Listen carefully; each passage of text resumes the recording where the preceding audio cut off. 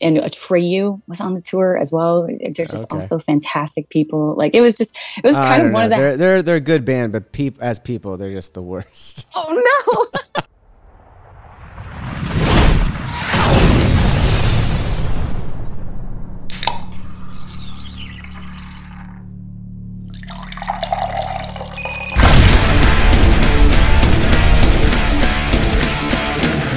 Hey, what's up, everybody? Thanks for being here this week as I sit down with my guest today, Ava of Ava Under Fire.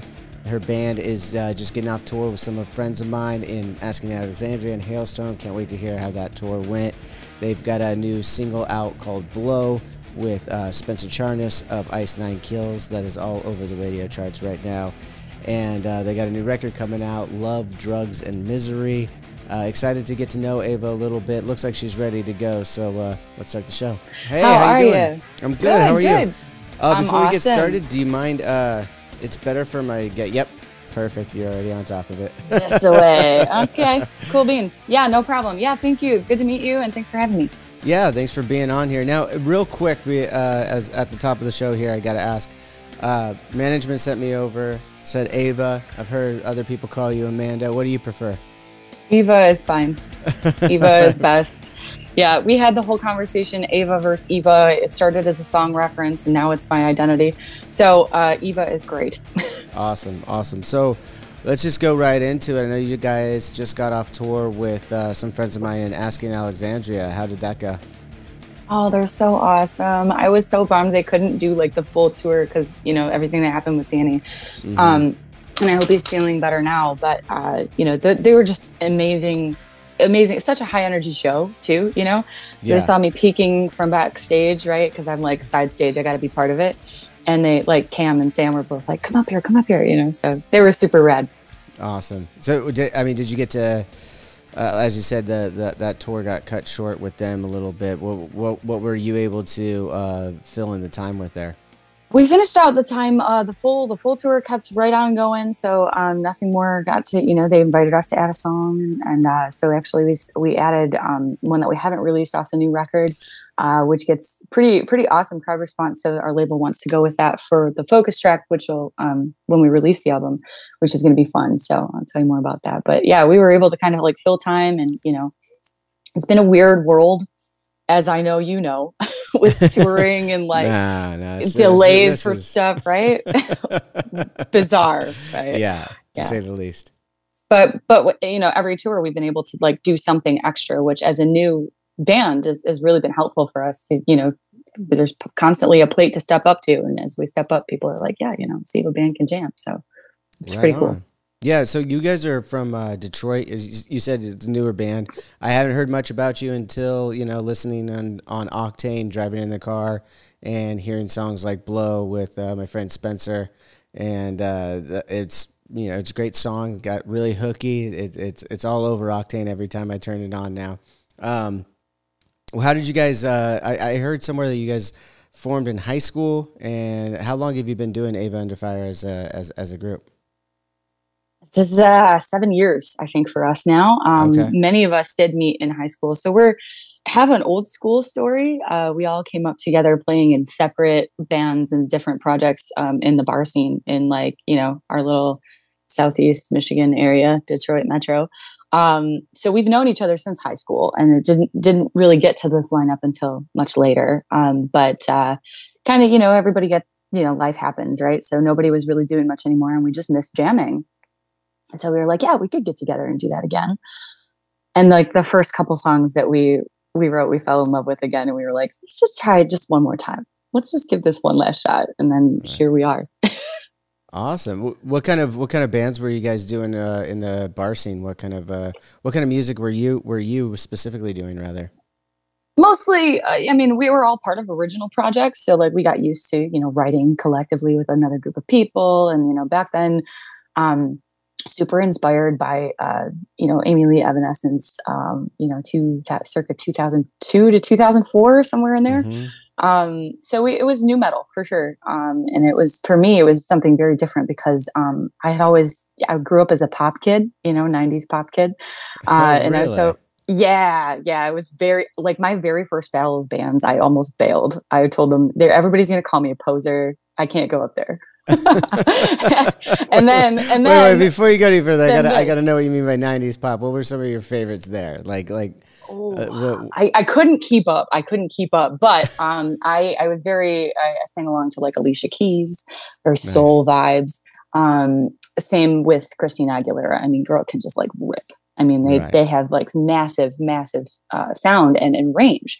Um, but I had, you know, some people just even talking to me, they're like, you have kind of a lower register for a female. And I said, yeah, I felt more comfortable singing along to Breaking Ben and you know, even like Kill Switch Engage. You know, I started like, you know, it Stained, sing along to Stained a Okay. lot. So I felt more comfortable trying to like emulate a male vocal because my range just hadn't grown that far, you know. So I'm proud to say I've been working on that.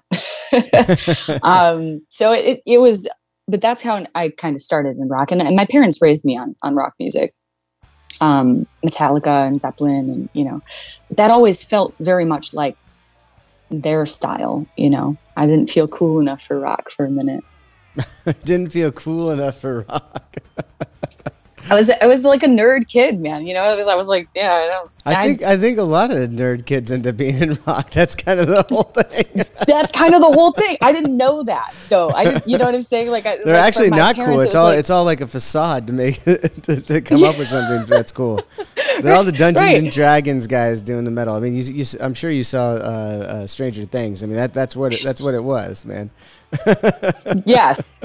And so I had this idea in my brain because my parents were like the 80s burnout kids, you know, and so like they were all smoking cigarettes and like, you know, had the coolest cars, and you know, that was what my version of rock music was, until I discovered it for myself. And then I felt, you know, once I figured out what it really was about, you know, and I felt at home when I Mm, found other people at the live show, you know, the concerts. Like rock music has a very specific energy.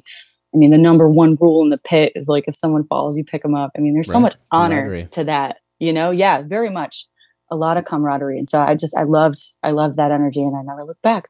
What was your first rock concert? Oh, first rock concert. I think the first one was Three Doors Down. Okay. Yeah, at a little tiny, and I don't know, you guys have played Michigan for like a long time. You remember a place called Clutch Cargos?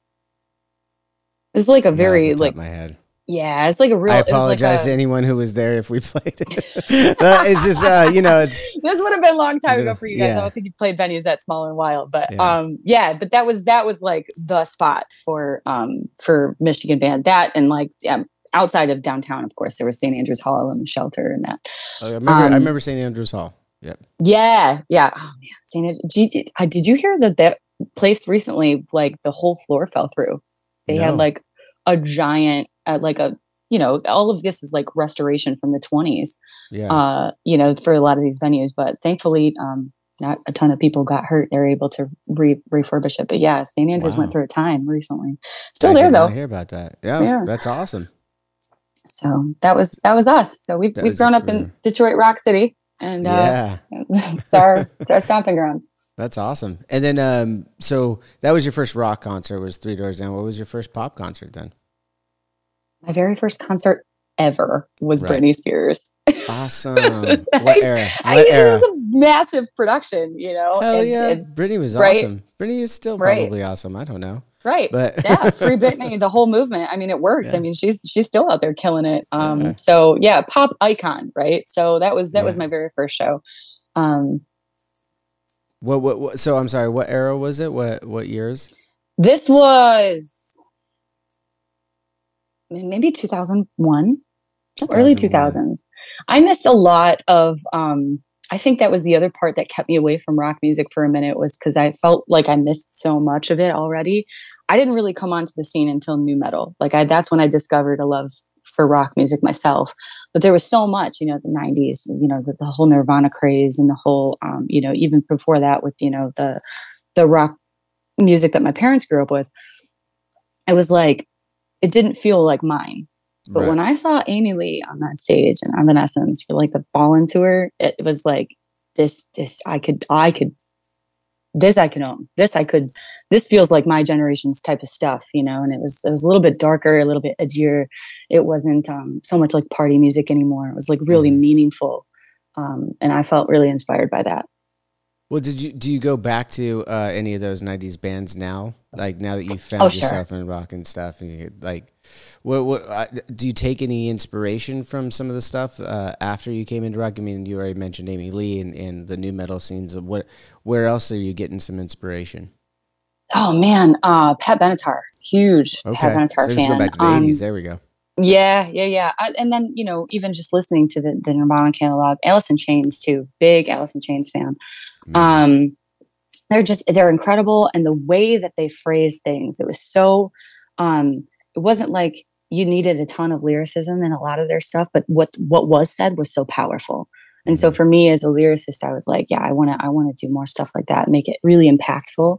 And that was what kind of started to get me to think about, you know, um, how to put things into the context for the song and serve the song as like as a whole. What is Hmm. this energy and how can I help to elevate it and not just like stand out so much and be, so um, expected about it. Hmm. I don't know. It was a really cool thing for me to be like, yeah, this is almost like another instrument, the way that they're Right. utilizing the lyrics.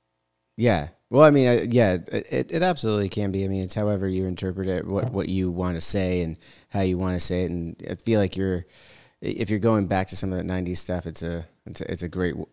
There's some great lyricists, obviously, in there. I mean, Cobain was insane. So, I mean, and Lane Staley, you mentioned Alice in Chains as well. I mean, those are some great company to have there. Do you use any of the pop influence though? Is what I want to know.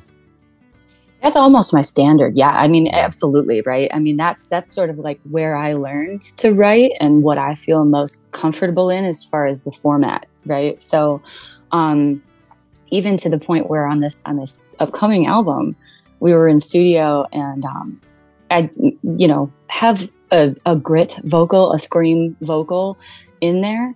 But my Hmm. strongest thing is more of like a Christina Aguilera role almost. Like that's where I get my power and my attitude. And so my producers were like, oh, you need to use that. Like this is, Right. we need to stop trying to fit into this framework and utilize the skill sets that just come so naturally to you. And I was like, that's really cool. All right, let's do that. So now it kind of sounds like Xtina got a rock band. I don't know. which is super rad. I like that. I like hearing different stuff. That's why I ask about those influences because I know we could be doing a million different interviews, a million different podcasts, whatever, and we're going to talk about rock with you. And that's great. I love rock and roll as well, hard rock, all of it. But I'm just a fan of music and I like everything. And I want to get to know you more about it. So tell me a little bit about Michigan and growing up in that city in the music scene, what it meant to you, even something as early as your pop references and stuff like that. Like, what was it about the pop music that was speaking to you at a young age, and eventually how you found rock, as you already said, it was Amy Lee and stuff. But let's go back even earlier, and then understanding the scene in general, what was going on in Michigan.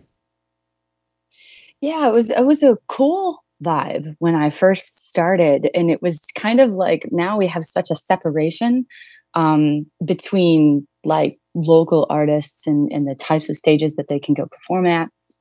At that time, we were just going around in the bar scenes, but there was so much more accessibility to big stages because they used to have these local showcases, right? Mm. So we mentioned St. Andrews Hall. That was the very first show I ever played was upstairs on the big stage at St. Andrews Hall. I think I was like Wow. 16. Yeah. But they had these showcases where there was like 15 bands, right? And you'd all feel like, it was probably a maybe half full, maybe, for all these bands that were just performing their own original music and didn't have any representation. But they would allow all of us to come in there and just, kind of like throw a big party. Um, which was cool. So I played there, and I played at State Theater before it was Fillmore. Um, Played a couple of different other really cool stages. The very first time I figured out that I was going to love doing rock music was probably like the Detroit Day of War tour, somewhere around 2006. We Detroit Gay played. Warped Tour. Okay. Yeah, it was like at the baseball stadium, and we played the local stage, and it was a flat, like just literally a random like flats shoved into a corner where all of the big bands had like their merchandise. But it was early, so we were like, oh, this will be like a practice, like not a big deal. We were all nervous about it till we got there, and we thought, yeah, this is nothing.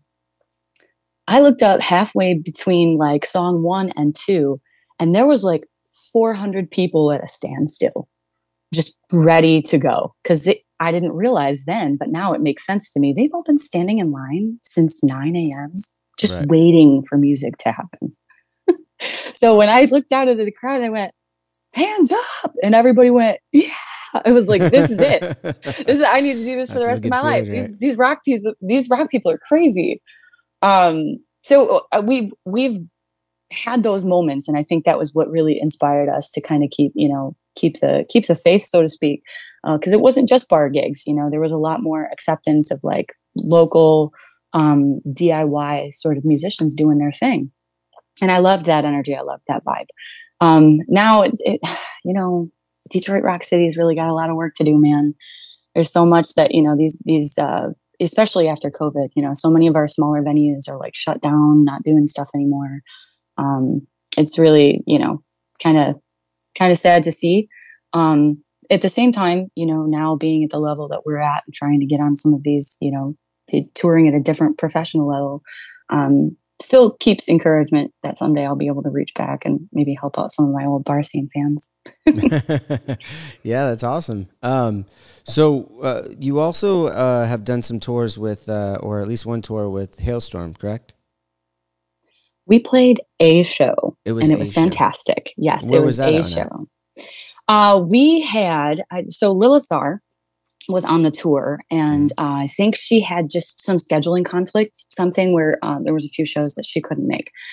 So there was an opening spot. And after we finished up with Nothing More and Asking Alexandria tour, which was incredible, and Atreyu was on the tour as well. They're just also fantastic people. Like it was kind of one of the. They're a good band, but as people, they're just the worst. Oh no! I'm assuming that you've known them for a while. Yeah, we grew. I mean, throw them under the bus like that. Of course. Atreyu and Avenged Sevenfold came up together in Southern California. We did my very first tour was a co-headlining tour with Atreyu when I joined the band, and to this day, Brandon Saller is a family member of mine. So we're very tight. He's incredible. Yeah, but not because he's a good person. Not because he's a good person. I thought they were cool. I thought they were. Look, they even signed my little cowbell when we all got on stage, and we started messing with them. Why do you have a cowbell to sign? That was you just walk around with a cowbell in your pocket. Yes. Yeah. Okay. So here was the end of tour prank, right? So blow. Okay. And it's got that giant cowbell. Like it. People are still doing end of tour pranks. I haven't been a part of one of those in so long. All right. What? Yeah. Okay. You tell me yours. You tell me yours. Yeah. Well, okay, so we didn't feel like we had the rights to said, participation yet, right? We're new here, so we're just going to roll with whatever these guys come up with, right? Mm-hmm. What I didn't anticipate was that as the Little Fish, we got all three of them to prank us. It was like all in one set. That's some bullying out there. It was pretty ruthless. Okay, so Nothing More. Atreyu's prank was first. We had some kind of crazy branded like material. With my guitar player wears a onesie because he just likes fun. Well, they stole all our onesies and they put them up alongside of the Atreyu banner. So they did the backdrop thing and they had all of my onesies strung up behind us. So I was like, oh, that's cute. Haha, very funny. Well, then Nothing More came up and did their prank, and they took my drummer's drum kit while we were playing. Like just walked piece off by piece. With the drum. Yeah, piece by piece. That's a classic. That's an oldie but a goodie. That's an oldie but a goodie. I like that one. Yeah. Well, it happened to us, and we managed to somehow stumble our way through the end of the set. But then now we got to participate. We got our Cool Kid card, and we could participate in the other band's pranks. And one of them was that the production manager from Nothing More ordered like 100 of these cowbells. and Okay. in individual sticks, and then just gave them to everyone. And so we bombarded the stage during Blow, and we were all standing up there with our with our cowbells, just trolling them. You know, it was fun, and I was like, this is a moment. Also, full disclosure, I hate cowbell. It's like the How worst. do you hate a cowbell? I know. It's like my bandmates make fun of me Okay, all the time. what about when Vinny did it in the breakdown of Reinventing the Steel? Oh well, it's Vinny. Yeah. He gets to do what he wants. You know, you got to. When I heard that, I mean, like whatever year it was, like 2000, 2001, whenever it was. So a breakdown with a cowbell? Are you fucking kidding me? And it sounds hard? That's impressive. Vinny, It was impressive, yeah, because of the thwunk, right? You don't take the thwunk seriously, but that's part of the reason why what Vinny did was so impressive. It was very serious on Saturday Night Live with Will Ferrell. I mean, that's true. That was a dead serious skit. I don't know if anyone at home realizes that was not supposed to be comical at all. That was very, very real. I don't know why I went off on that. It was a real thing that happened, yes. And he was very serious about it, which we just all found hilarious. And in my opinion, that's because of the thwunk.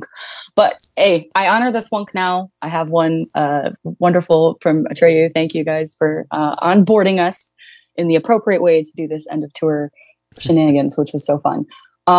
But yeah, once we got back from that tour, a lot of other packages that haven't been able to go out now are all kind of going out with their friends. And like, we're the new kid on the block. So like, we're just kind of like waiting for the next cool thing to come around, you know, to try to hop on this next tour. But while we were home, Lilith couldn't make the one Hailstorm show. And so we were like, you know, we volunteer as tribute and got the spot. And so we drove down to Portsmouth, Virginia. And it was this is our very first amphitheater show that we had ever played. And for me, being a woman front vocalist of a rock band, I mean, there's two massive audiences that I feel like it's very important for us to try to get FaceTime with, right? And it's either an Evanescence crowd or a Hailstorm crowd. And this was it. So we knew we were going to have fun. And what I didn't know was that freaking Lzzy Hale and Joe were chilling side stage the whole time, being amazing, just checking it all out, you know, and we're, you know, super, you know, bouncing around side stage. And I was like, now all of a sudden, my habits don't seem so bad. I like this, you know, like apparently everybody's like, why are you standing side stage all the time? Don't your feet hurt? I'm like, no, this is how I participate in rock concerts. I'm a fan, man. I love the energy and I want to be part of that. People ask you if your feet hurt? What? Yeah, because I'm literally like, we still do our own t-shirts and whatever. So from the time I get to the venue until the time that we leave, I'm constantly somewhere doing something to it. I think that's important. Absolutely. That's that Warped Tour mentality too, right? Though, I mean, I did that back in the day when you had CDs, go around the entire crowd at Warped Tours and handing those out, you know, and then going to the merch booth for a couple hours, signing stuff, taking pictures, then play the show, then go watch your favorite bands. I mean, while you're young and you can do it, why the fuck not?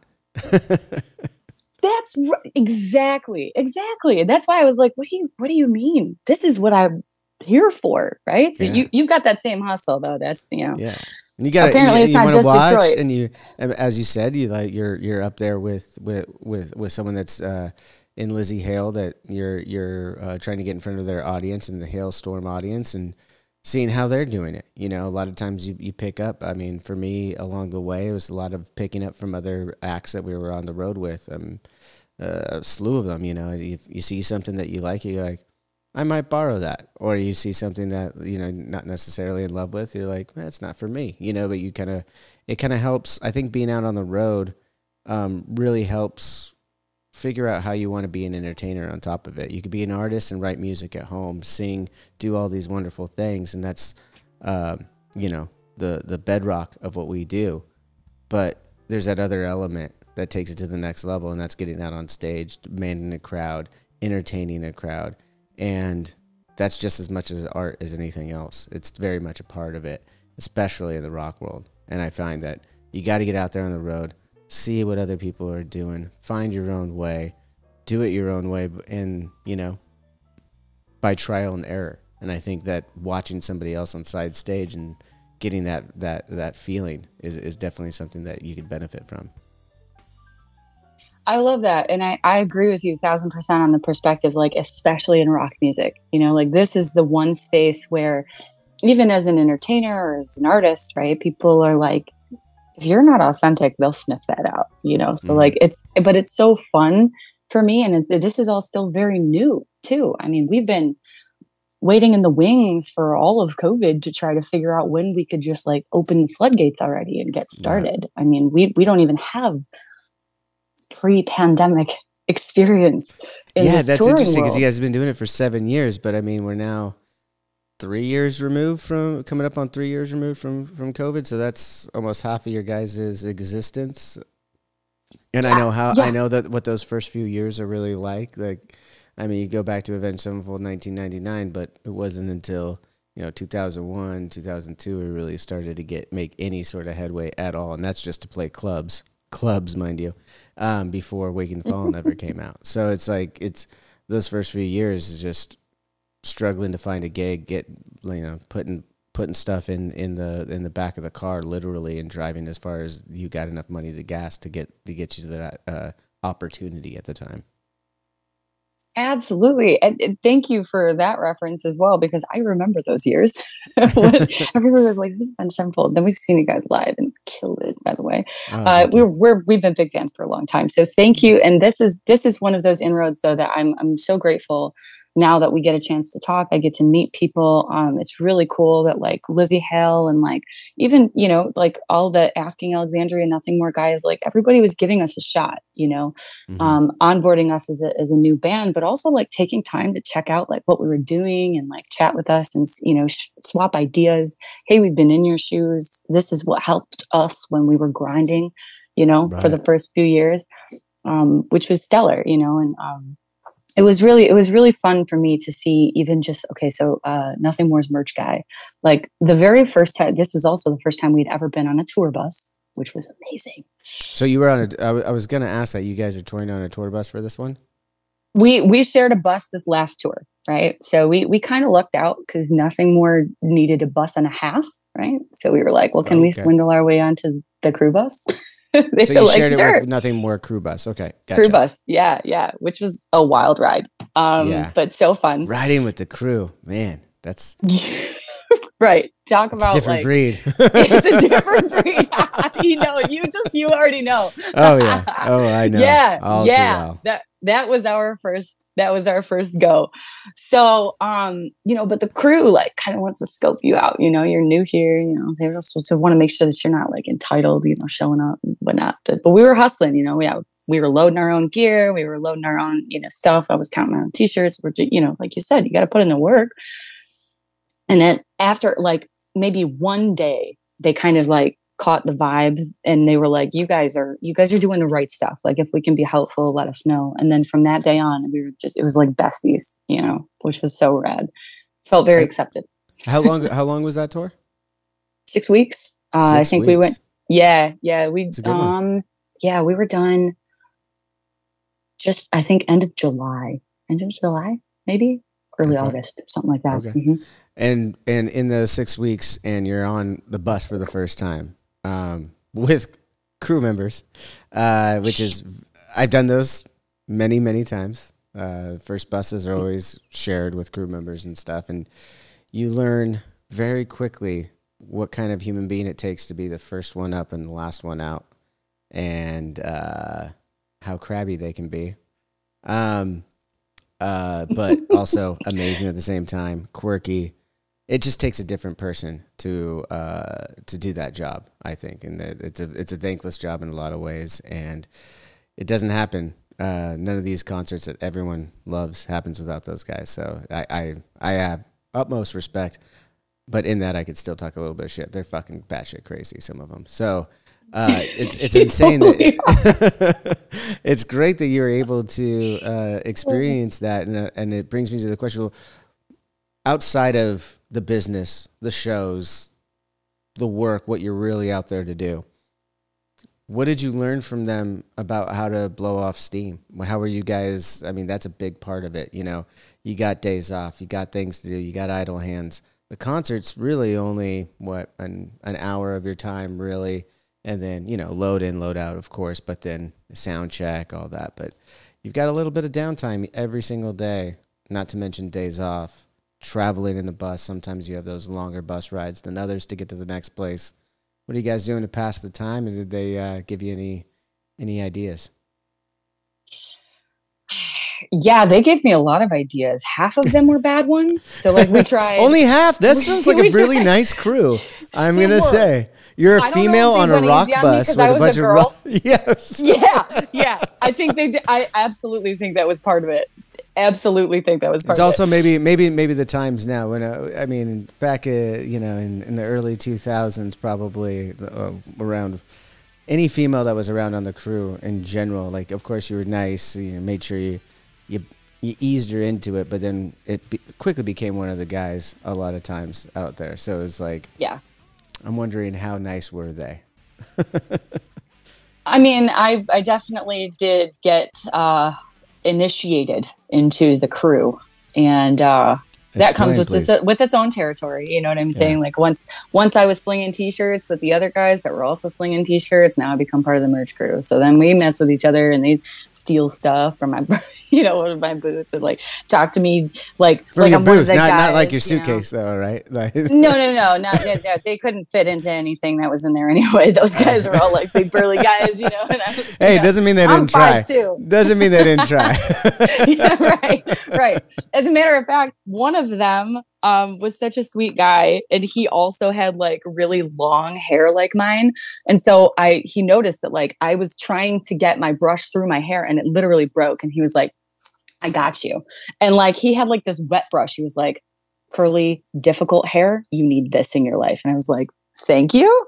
Also, who raised you? Thank your mother for me. Because, so they messed with me as much as they kind of like also gave me a lot of like tips and supportive comments and blah, blah, blah, blah, blah. But I was, the passing the time is just really enjoy the simple stuff.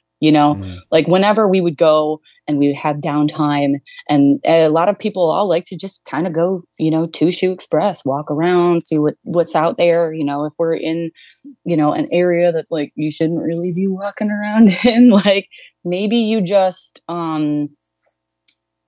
do a little cookout by the bus next to wherever you're parked.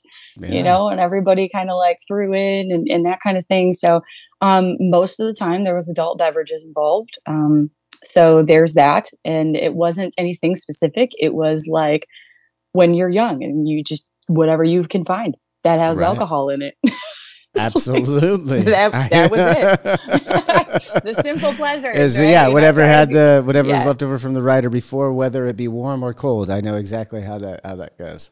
Absolutely. Yeah. See, so you get it. And so those cookouts by the buses are amazing, by the way. Like, so good. I even, last bus tour I did was actually when we were out with Metallica, and I had my family out for a couple weeks with me out there, and I was like, we went through a Wally World, as we call them, a Walmart stop in the middle of the night, and I just went and got all the cookout stuff again. I was like, I haven't done this in years. I'm going to do cookouts out in the parking lot for a couple weeks, and I did. I got a barbecue, some chairs, a canopy, and I had it set up every day.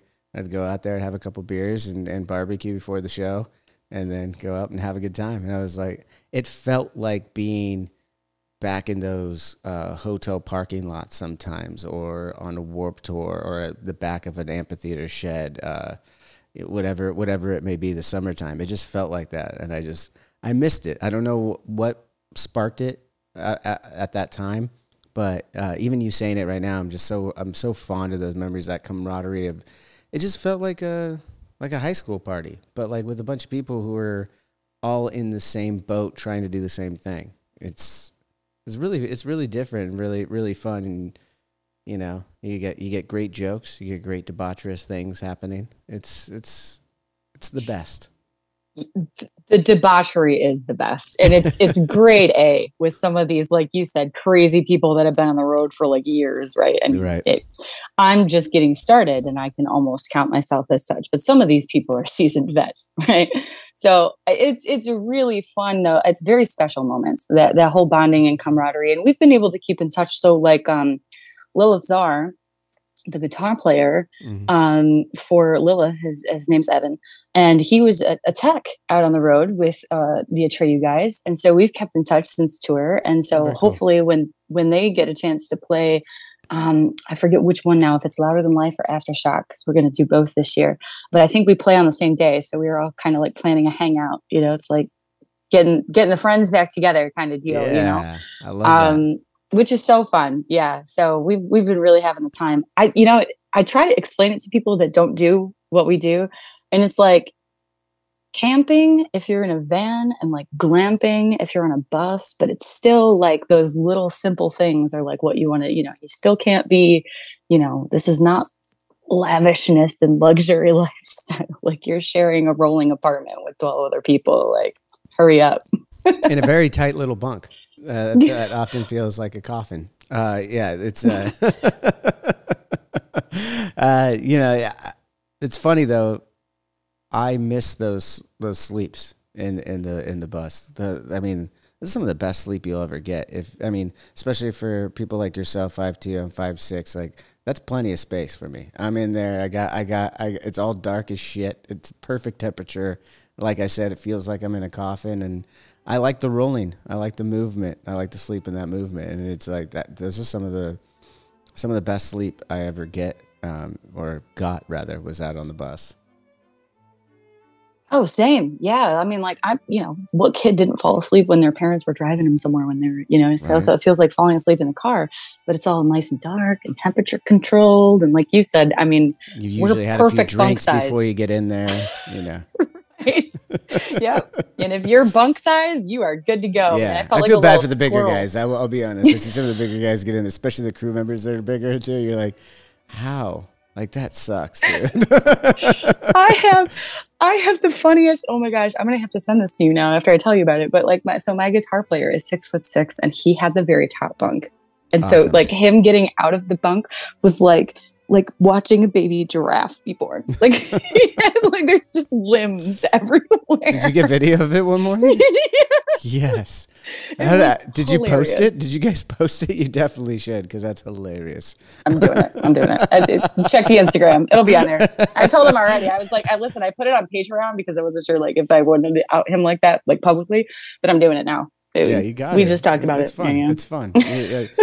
First bus tour, you guys are going to be able to look back at that very fondly some years down the road, I think. Yeah, absolutely. So as you said, talked a little bit about the beverages out on the road. I understand you have a bit of a backstory from your parents. I believe your father had an addiction problem that eventually took his life. I heard you on another podcast talking about that, and then can you talk a little bit about that? I know you're a huge advocate for people getting the help that they may need, and so we can bring it back down to life a little bit here, and it's not all partying when it comes to that stuff. Oh, sure. Yeah. You know what? It was, I really loved even just in like you inviting me to come and do this podcast, Drinks with Johnny. Right. And so I'm like, crap, what kind of, and then it says in the description, like not all drinks are alcoholic. Like, don't worry if you're, like if you don't drink. Right. So, cause there are people that we encounter on the road that are, very, very much like sober lifestyle and like, cause it's different for people who struggle. My family, we have a huge, problem in my family. Specifically immediate family with addiction, both my parents and my brother, at one time were all in the throes of addiction, like at the same moment. So like kudos to all of my support system and like family outside of that, friends outside of that could talk to me, because I felt like I was losing my mind. I was the only person in my family that wasn't struggling with this terrible nightmare situation. And I mean, it was a good 10 years of just down spiral, So, I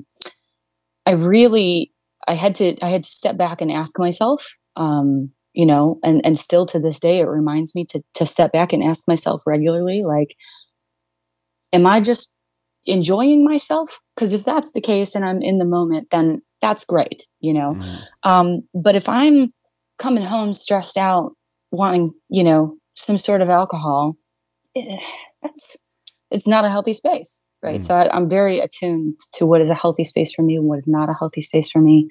Um, I have a lot of people that I know that I've recommended to, like, you know, abstinence programs for those people that just don't feel that they can navigate, you know, how much, if that's just not a thing for them and they need to just have zero. Right. That can be true for some people.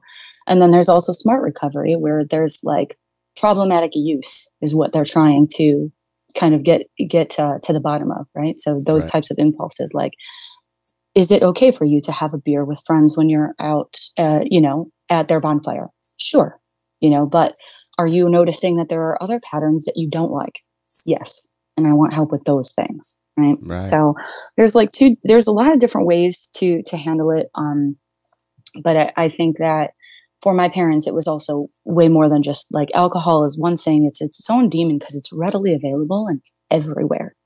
Everywhere. It's at restaurants, it's at movie theaters now. I mean, Mm. everywhere that you go, this is an available option. Particularly for my parents. So it started as an injury, and then it became opiates and pain medication, Okay. and then quickly devolved into full blown heroin addiction. Um, which on our new record, it was The really summer crazy. heroine, right? Is that are you Yes. referring to the summer Yep. heroine? Yeah. Okay. Absolutely. Yeah. I mean, it was like, I think that was a really honest moment, like a really just like rip my heart out moment in the studio. And I have always been like tried to be compassionate with my writing and the lyricism, and been meaningful and intentional in what I say. Mostly to uplift and try to empower others, or, you know, even just to be a little bit sassy or fun. Mm. But like this was my story. This was my personal walk, and I needed this as a part of my own healing, my own catharsis. And so much so to where my producers, like, they were so sweet. Like, I'm like Niagara Falls downstairs penning the lyrics, and they're like texting from upstairs. You know, they just give me my space, like, let me know when it's saved to come back down. And they didn't want to interrupt my process, you know. But when we handed it into the label, I said, you know, I'm too close to this to really understand whether or not this has any like commercial value, you know. So like, I can't tell you if it's catchy or not. I don't care, you know. Mm. This is what I needed to say, and so I just wanted them to have it. So whether or not they use it, you know, it is what it is. And I knew I had something when they said, "Hey, we want this one, you know, like ahead of the others. If we could, we have this, you know, movie that we're going to make it a part of the soundtrack." And like, and then I put Oh it wow. together. Like, they have a lot of artists on their label that have struggled this way, and like, I mean, Nikki Sixx has written about stuff like this.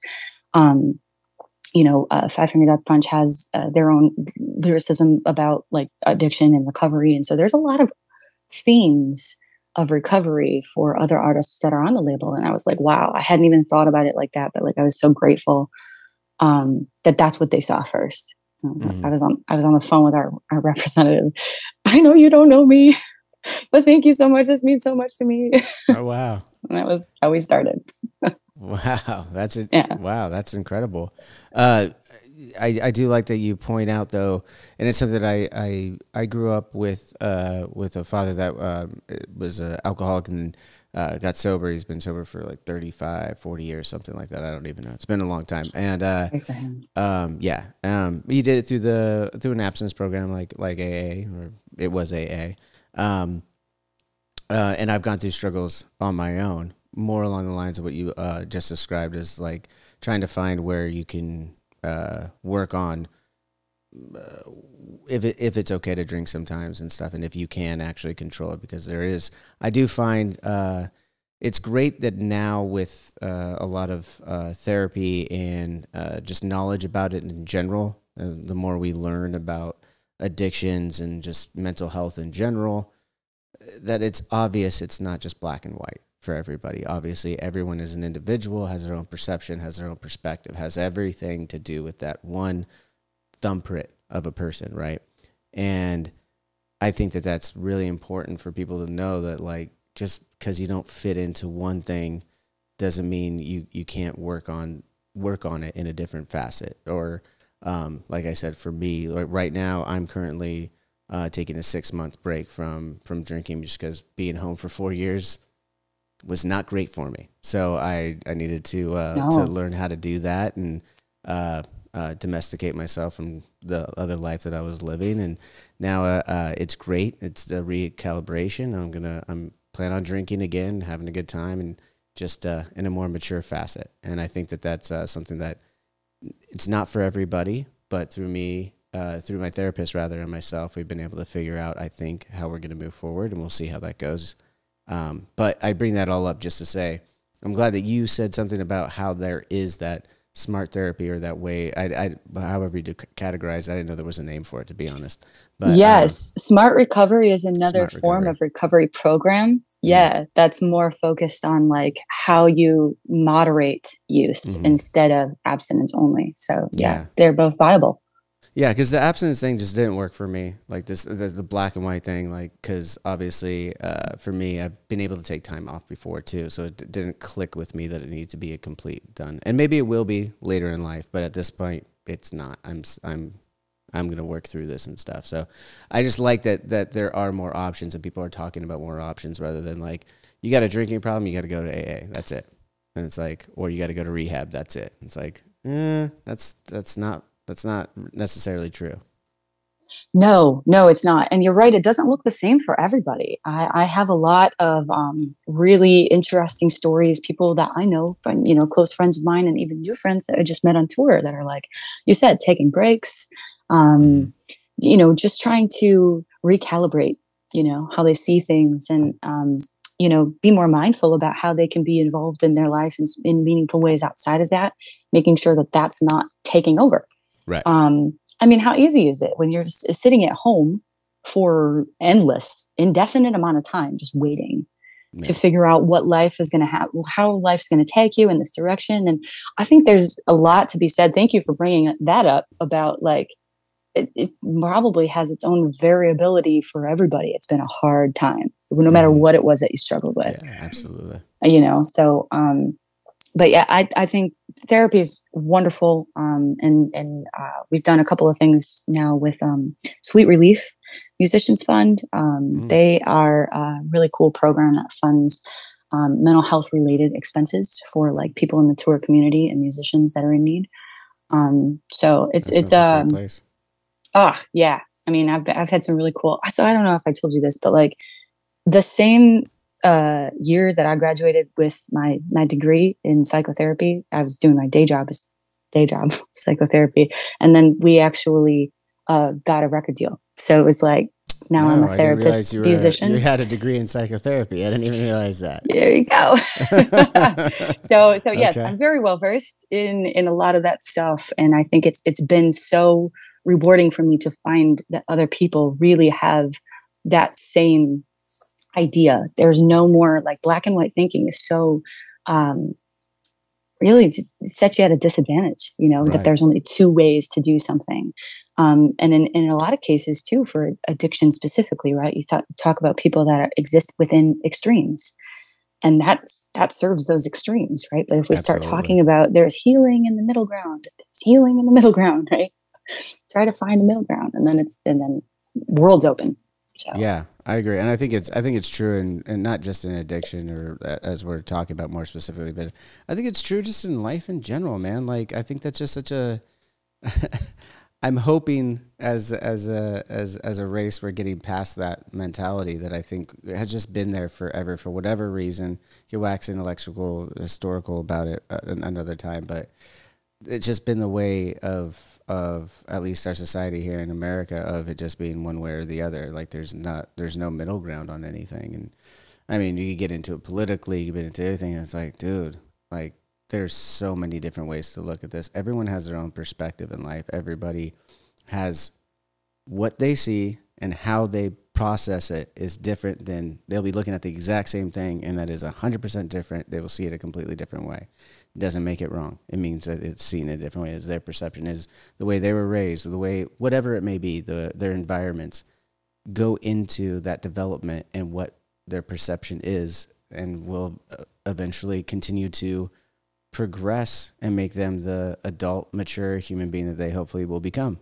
but you can't stifle that along the way. You can't be like, oh no, you can't agree with this, but not that at the same time. It's like, no, I can do whatever the fuck I want. Like I'm allowed to think the way that I want, and I think that's the way it is. Musicians, I think, are built for this too, right? Like that's one of the things that I love too about like the whole being authentic to self within like a space that I can find creativity and but like I love that the rock community sort of almost demands that raw, authentic realness because I think it's healthy. We learn how to Yeah. create those spaces and we go, oh, you said I only have two options? That doesn't work for me. No. And go create a different one, because it's almost like sunglasses, whatever lenses you're looking through, it's going to make it look different, and that your lens is totally affected by upbringing and all of that. So, and that's your truth, and that is your truth too. Like that's the whole thing. That's why there's not a lot of sympathy or empathy for a lot of other people because they're like, well, I only see it this way. It's like no one's putting themselves in someone else's shoes, so to speak, and letting that be the case because that is their truth. Whether you agree with it or not, that is their truth. Most people aren't just bad people in general. That is just the way that they think, and it's the way that they've, however, it has gone to that. Hopefully, we could all stay open-minded enough that we can continue to learn from each other and get to a better place. We're all stuck here together. So fucking let's try and figure it out. Let's figure it out. Amen. Yeah. Thank you. I think that's perfect. I'm going to use that. We're stuck here together, so we might as well figure it out. I mean, fuck it. What else you got? There's no all you got is time. Just fucking figure whatever that means to you too. I mean, I don't know. It's just at the end of the day, as I get older and start to think about what the things are that are important to me, it's really just those moments that I will be able to share with family and friends. Those are the most important things. That's all I really have. None of it else really matters. And my beliefs is when you're dead and gone, you're dead and gone. So this is it. This is what we got. Let's go for it. Yeah. Own it now, And so I have one last question. I'm curious to pick your brain about this. Yeah, please do. Do you feel like there is like something that people get out of that victim mentality though? Because I feel like where your approach is that you're coming from like a super well-rounded space as like a family man who's been in the industry for a long time. And like, you've got, these experiences have helped kind of shape your ideals. But like for people that haven't experienced those things, or like maybe their experience have been very different. But I think that like, you're right, that we all have something else to be able to be like healthier about, but there's gotta be some reason why they hang on to all this hatred all the time. Like, what do you think people get out of that? I think I don't know what they get out of it. I maybe it's part of their perspective of that's the way life is supposed to be. That's their truth. I don't know. I couldn't say what each person is thinking in that instance, or maybe it is a little bit of an addiction back to that, and giving themselves an excuse of why they aren't doing those things too. You could see some of that too. It's like, well, I can't do that for X, Y, or Z reason, whatever. When people are like, well, why don't you just get up and do it? It's like, well, I can't do that. I gotta pay the bills. I gotta do this and stuff. It's like, well, then I can't help you. Like, all I can tell you is just try, and what's the worst that's going to happen? Like, everyone's so scared to not have money. Dude, everyone's fucking in debt. It doesn't matter. Like, what are you talking about? Like, just fucking figure it out. Or I also believe in the perspective that there's a lot of people that are homeless by choice. I'm not saying all of them. Obviously, there's a lot of horrible stories in that too, but there are some.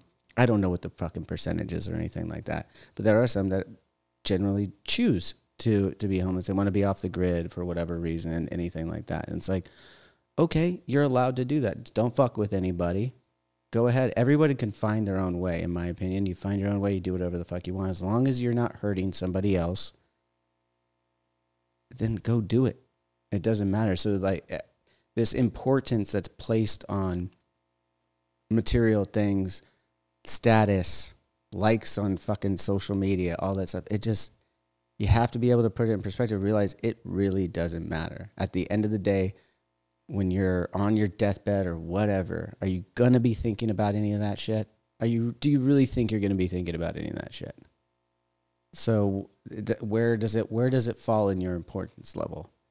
And to me, that goes, I just went around the block for this answer, but I think it all ties into that perspective. And if you're focused on something that's negative, it's easy to get down that spiral. Bingo. See, I think that's why I wanted to ask you too, because it felt like me and you came from like a very similar space on this, is because I think, like anything, it can be addictive. If you get used to a negative frame of mind and then you get stuck there, right? Then you hold on to this because, you know, we're very resistant to change, even positive change, because it's change. It's scary regardless, right? So I feel like there are people that get stuck in that, but you're right. What I would encourage those people to really think about, right? Whoever the next internet troll is, whoever the next hater for whatever other, you know, purpose that they want to just, you know, be so bitter about, right? What is that doing for you? You know, why not instead focus on something that's going to be fulfilling to you, so that when you're on your deathbed, as we all will be, you can say that there is something that you've done, some level of experience that you've had that was worth it to you in a real meaningful way. I actually do, just play the devil's advocate on that. I actually do appreciate the trolls out there, because it does inspire me to know that I'm doing something right. If I'm pissing somebody off, I feel like I'm doing something right. You know, that's like, there you go. It's like, not because of who they are, where they're coming from or anything like that. It's just, I'm a firm believer in, if you're only getting roses, you're not doing it right. If you're not getting anything, you're definitely not doing it right. You need the roses, you need the silence, and you need the hate. And then you know you're really fucking doing something right. That's a cool way to look at it. I hadn't, you know, in my relatively short walk with this whole touring thing and the whole, you know, being on radio thing now, which is been an epic ride. Shout out to Octane for killing it. But like, you know, I try to just like keep focused, right? So all these like, you know, whatever hate comments or whatever else like that, I just, you know, fall by the wayside. But I love that perspective. I'm going to try to use that, you know, from now on. I'm going to try to like scroll around, find one. They're showing they're showing you emotion. That's true. That's true. I've elicited something. I win. And they had to listen to it to have an opinion, didn't they? That's so true. That's so true. Oh, you know what? Speaking of that, and I will give a shout out to one of our biggest fans. She has been with us since the dawn of time. There was one incident with a hater that was on TikTok, maybe a couple months ago now. And she kept just firing back in the comments. And finally, this person that was making such a problem goes, "Why do you even care that much?" And she's like, "I'm just boosting the algorithm, idiot."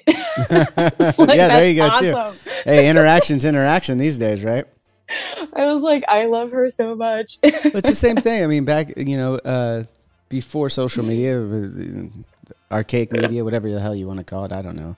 The term was, there's no such thing as bad press. And now it's the same thing, that it's the algorithms have just put in a mathematical equation that proves that same theory. That's all it really is. So true. So true. I digress. We talked enough about serious life perspective and stuff. Now let's get back to drinks. What is your drink of choice though? Like when you've got what is that, like a latte or something like that? So I wanted to introduce you to this Michigan only. I don't know. It might be in the Midwest if you're ever in Michigan. So Tim Hortons is actually a Canadian brand. I know, but it's so good. I have an addiction to cold coffee. And they even have a little Canada thing on Maple Leaf there. I know. I feel like a traitor, but it's so good, and it's so much better than Starbucks and cheaper than Starbucks. So, but it's an ice cap, and it's fantastic. Yeah. If we're talking adult beverages on tour, another reason why I love to be on tour with Nothing More and Asking and Atreyu, all of them are like tequila drinkers. I'm a margarita fan. I had no idea. everybody else on the other tours was like, well, whiskey, meh, meh, meh, vodka. And I'm like, damn. I'm not like a heavy drinker in any case. I mean, I got like a 3 drink maximum because I do not, I'm not that big a rock star. I go to bed by like 10. Yeah. So do you cut yourself off at 3 or does somebody else have to cut you off at 3? No, I cut myself off at 3 because, like, let's be honest, my stomach's just going to hate me. It's a conscious effort. Yeah, I can't, okay. I'm not, yeah. Some people are like, oh yeah, I had blackout wasted. I was like, I can't even get there. I won't, my body does not let me do that. I will be, it's a good problem to have. Oh yeah, no, I'm not trying to do that to myself. So, but yeah, they were all like, margaritas for the first Roadie Friday in the Nothing More dressing room. And I was like, you have margaritas? They're like, yeah, you're going the wrong way. Come on. Yeah. So they were all like, my drink of choice just so happened to be everyone else's drink of choice on that tour. So it was really fun. Margarita. So are you on the rocks or blended? On the rocks. I like the Reposado. They have like Reposado. Typically it's like the white like the Blanco tequila. But Reposado is I think it's got a little bit more of that sweet stuff to it. So it's a little bit more aged, the Reposado. So it's okay. Yeah. Clear stuff hasn't clear usually means it hasn't been aged at all. It goes through the barreling it hasn't gone through the barreling process. So Reposado has been there for just a little bit. And cooked a little bit longer. So, and then you get into the añejos, which is the longer aged tequila that could be more like a whiskey. Yeah, the añejo seems like it's got more of a bite to me, and that's why I can't like. That's closer, like you said, to whiskey, and I just can't do it. I love it because I love tasting. I like tasting. Like got into scotches and tequilas kind of around the same time, and similar to like a nice bottle of red wine. Like you could. When you're doing these sippings and learning about how they're made and everything, you can really taste it. And one of my favorite bottles of tequila is the Don Julio 1942, which is an añejo. And it's I'm surprised the guys in the trade didn't have that out there for you. They had, what was it, Casamigos?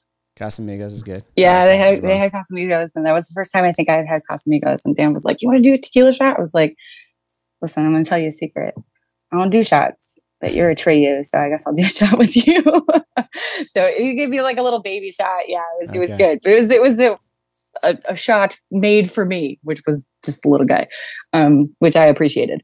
So, but they were all, then we got to talking and all of them, same kind of like you said, you get into like the different taste test type, and you start figuring out what kind of age and brand you like. And have you ever had El Mayor tequila? I have not. El Mayor was kind of what got me into the whole margarita thing. I used to work at like a place where they wanted the whole like department to have like a department party. It was like a, I don't know, small business lending company. Okay. And I was like the office manager that had to like put this whole thing together. And they told me that there's people that are worth millions of dollars were like, go get this type of tequila. And I was like, oh, all right, fancy. And then I got there and it was like only like a maybe $30 bottle of tequila. And I was like, okay, that's not what I was expecting them to like. Mm-hmm. And then it was the smoothest thing I had ever had. And I was like, man, this is really great. It's like, I need more of this in my life. That was a good party. Yeah. Hence my love of tequilas, So shout out to El Mayor. El Mayor. I'll have to try that bottle. What is it a Reposado as well, or is it a Blanco? Yes. Or is it Reposado? Yeah, they make all kinds of them. I do know that they have an añejo as well, but like I said, Reposado is my style. Right on. So before I let you go, I want to go back to the pop stuff because I'm actually a huge pop fan as well. So I love Justin Timberlake, love Britney Spears, Christina Aguilera has an amazing voice, Katy Perry, I love. I mean, I have. My wife is really into pop. She was more like you in the 90s. She listened to only pop. She had all the boy bands and stuff. I didn't go in the boy band realm and stuff. I like Justin on his own. But there are some good NSYNC songs, I'll admit it. Absolutely. But I bring all that up just to say like I grew up in that too. I absolutely loved it. And I don't think that just it doesn't take away from your rock cred, as you were like talking at the beginning, like worried that you were like, I didn't feel like it was my music. It's like, it's music. It could be whatever the fuck you want it to be. It's just art. You're you don't a have rock to star for saying identify so. that. Thank you.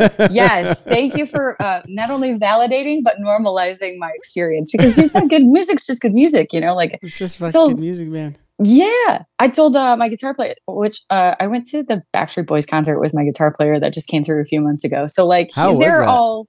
It My was wife wants really me to take good. her. Yeah, it was really good. All right. Yeah, they're still out there killing it, you know, and they have Right. like they did a whole song just a cappella like they used to, with all of the like the vocal harmonies and stuff like that. I mean, Good for a them. vocalist like me, I'm like, that is cool. That is cool to see. There's no tracks, no, you know, it's just like So you're really you're a Pitch Perfect fan then, yeah? I've not seen Pitch Perfect. You've never seen Pitch Perfect? I know. It's What the hell, I'm man? terrible at movies. I'm really bad. Like really bad. I need to know how bad. What's your favorite movie all time? Oh, my all-time favorite movie? Ish. Just anything from your top 5 or 10. Man. I don't know. I'm an animal lover. Homeward Bound. Homeward Bound? Or like some kind of animated stupid movie. I don't know. I love animated movies too, but Despicable Me. I mean, you have young kids, great. right? Like you can get away with Despicable Me. I don't see. I saw Despicable Me way before I had kids. Like me and my wife now, then girlfriend, same woman. We would be those people going to the movie theaters in our 20s with no kids and watching, you know, bringing in a couple of drinks and watching kid movies. Like that was fucking totally. They're hilarious. And then we do a little movie hop right into the horror movie right next door. You know, it's all good. You know, again, I'm a big chicken. Sometimes you want pop, sometimes you want metal, sometimes you want reggae, sometimes you want country. It's all about moods. If I'm in a certain mood, you know, I'm not listening to metal out by my pool sunbathing. Just not going to fucking happen. That's not what I'm going to throw on some Beach Boys. I'm going to hop in the pool and have a good time, you know, throw back a couple of margaritas. Maybe, you know, that's not the vibe I'm going for at that moment. So it's perfect. all about See? moods. It is about moods. I'm glad that you brought that up too, because I also have a pool and that's my chill spot. So like, it's usually some kind of like low key, but like I love Ed Sheeran. I'm a big Ed Sheeran fan. Yeah. And so like, that's like my vibe out there. But like when I go to a concert, I go to pop concerts, but like most of the time though, my concert vibe is much more like, honestly, like melt your face off, right? Kind of like Pits and, you know, whatever out there. Like I love that kind of energy too. So like, you know, probably just come see you guys if I wanted to go to a concert. Yeah. So melt your face off, Avenged Sevenfold. Let's do it. Well, I mean, I got to know a little bit more. If you say you're bad at movies, like, what's a good recent movie that you've seen? No judgment here. Like, you could be completely honest. I just want to know, because like for me, it's not going to take away any credit or anything like that. I have terrible things that I love. I have terrible things that I love. I appreciate that you're just, you know, all out there about it, right? Because this is what the stuff is that like this is my fucking show. Me. If you're here watching it, it's because you want to know this. I don't know why you do, but I'm not gonna fake the funk. It's great. So we can I'll bring our dirty little secrets to the Drinks with Johnny show. So I honestly I think like a really good movie that I was not expecting to be good because it's a sequel was Top Gun. And I haven't seen it yet. Oh, you need to. Like what? I've heard so nothing but great things. I've heard nothing but great things. Yeah, everybody that says scares me. Like sequels are they're just not it. They were really invested in like honoring the original characters and stuff like that. However, I will tell you that, as I said, I'm bad at movies. I had never seen the original Top Gun. I just heard how amazing Did you even the watch sequel it was. before? I did. Okay. I did. Yes. No, I couldn't show up to the movie and be like, this is really that disingenuous. No, I had. Who's this goose guy? Oh, dude! And if you see the newer one, the sequel, what they do with that whole Oh, It's okay. Speaking of I'm Goose, waiting. I'm waiting to see it at this point because there was so much hype. I have this problem with movies when they have so much fucking hype. I do know this about myself as I will go in just waiting to hate on it. So it's just like I'm like, all right, I gotta let it die down because it's never gonna be as good as that. And then every once in a while there are those times when music or movies like I go like, okay, what really fucking was that good? But then there's those other times when, like, especially if it's hyped up by critics, I can't stand it usually. Like, if it's something that's going to get nominated for Best Picture at the Oscars, I'm sorry, I'm probably not going to like that movie. No, it's there's like a different variety of like film critics, and like I feel like it's a little highfalutin for me. Like if it's not, if I just can't, I like action flicks, honestly, like Fast and the Furious. Love those. Oh, Love those movies. And why? Once you bring in The Rock, now you've just put it over the top. I mean, it's like that's just God, so fucking good. Dwayne Johnson's an icon. He's Absolutely. Did you ever get into his career as a wrestler before he became an actor? I wasn't a huge wrestling fan, but I knew friends of mine that all followed like his story. And so it wasn't until he was already into acting that I really found out like, wow, this guy's started in football or, and then, remade himself like several times as a relevant, celebrity. So I thought that was really powerful, just this guy's like level of go get him, I was like, that's crazy. That's crazy. But yeah, he was fantastic. Yeah, way different level. But that's like the Fast and the Furious, like the whole series, like even from the first one, like that was a really like cool movie when the very first one came out. But then as they got more and more just out there, right, like Fast and Furious goes to space kind of deal, right? Everybody started to lose interest, but I was like, this is so cool. It's just like how do you not Jason love X? that? Jason X in the Friday the 13th goes to space. Yeah. That was an amazing one. I forgot about that one. Like I said, I'm a big chicken when it comes to horror films, but like some slasher stuff, I can get on board with.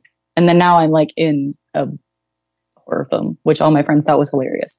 How are you in a horror film? What So our label did an independent film called The Retaliators. Oh, okay, yeah. They I'm sent in the me whole this. opening They sent scene. me like a trailer in it. I haven't watched the movie yet, obviously. And then that was you. Okay. I watched the trailer and I saw the lineup of there was like Jacoby's in it, Spencer's does something in it. Yeah. A few of the other guys, a bunch of people in the hard rock scene are in this movie as well. So I'm kind of looking at it, going like, "What is this movie?" But then it's a very serious horror movie as well. It's not. I don't know. Like, how would you describe it? That was the one caveat I guess I had like with the film. Like it holds a special place in my heart because I love being on set and meeting all those people was fantastic, and just the whole ordeal was a great experience. And then I think it was also filmed really well. But there were some serious parts of this. It's like a really dark story, and but it does have like a campy gore sort of vibe. Like I think it has very Evil Dead vibes. But Awesome. Evil Dead Love Evil vibe Dead. it had its own like lane, and I don't know if Retaliator is like, that's kind of the only like, I guess critique that I've heard from other people who have seen it is like, it didn't really know what it wanted to be. But I thought it executed it pretty well. Like I said, I'm really bad at movies, so I guess you'll just have to see it. So last thing before you go, we'll talk a little bit about the record coming out, Love, Drugs, and Misery. Get the song with Spencer, as we mentioned at the top, Blow. How did you guys get together with Spencer on that? Is it all in the management company? Was that brought to you? And what was it like working with him? Was it pretty hands-on, or was it he's just sending in his part and you guys are talking over a Zoom or something like that? Yeah, it was very much that, because we were in the middle of COVID land when we actually recorded it. So gotcha.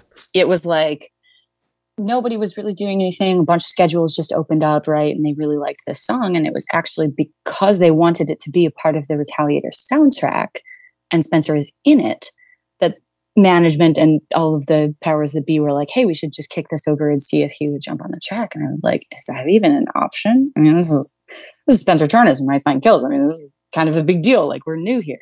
And not only did he want to hop on the track, but he was like, hey, we should do the second verse from my character's perspective in the film, which I thought was a really rad, like, take, you know. I was like, oh, this is going to be great. So fast forward to after he had, you know, sent in his vocals and the track was amazing. And then they filmed separately his part in the music video as well, which was all done on the set of Retaliators. And then finally we were at Welcome to Rockville a year ago. So not this past one, the year previous, right after like everything just opened back up. And so we were kind of like in the artist, you know, quarters area where everybody's hanging out. He was walking by and I just sort of waved, you know, and he's like, I'm about to blow, you know, he's just walking over, singing the hook and stuff. Super rad, like just a nice guy, you know. I didn't even know if he would like, I mean, that was months ago and I had never met him in person, but he knew, you know, everything about it. He was like, yeah, that's a really great song, you know, thanks for the invite. It's a great hook, you know. And so we grabbed a picture and he's just a very nice guy. Yeah, absolutely. Very, very nice guy indeed. Now, lastly, I'll let you go here, get back to your day. Is this your bedroom I'm looking at, by the way? Where are you? Are you back in? Yeah.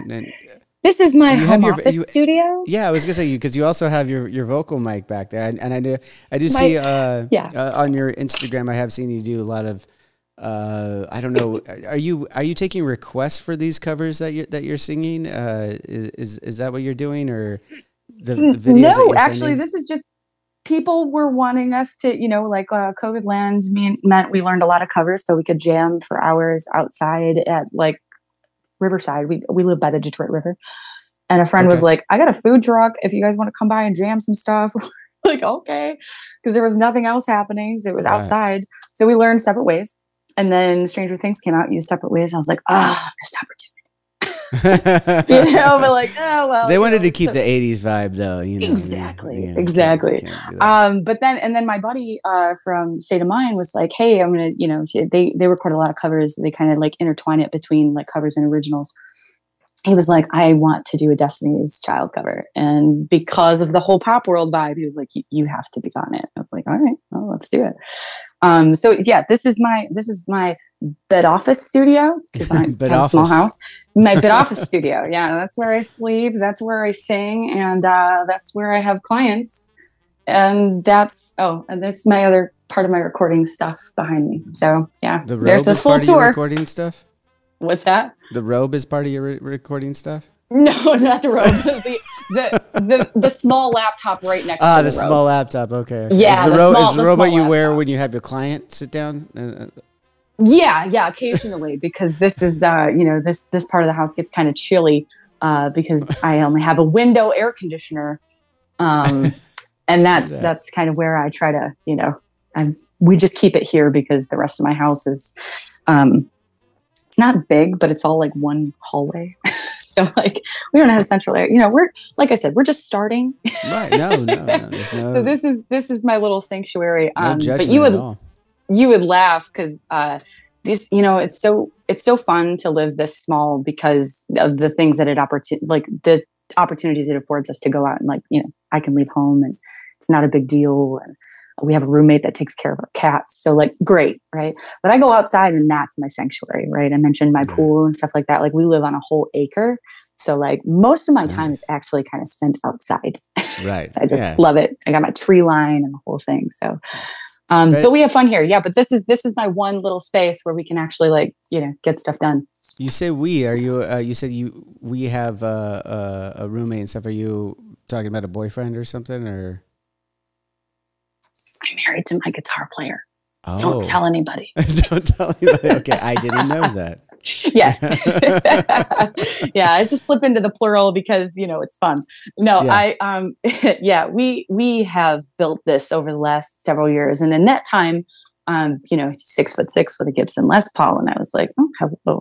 And then it worked. You know, it just worked out. Now we tour together. 6'6" with an axe. Yeah. I mean, but yeah. Come on.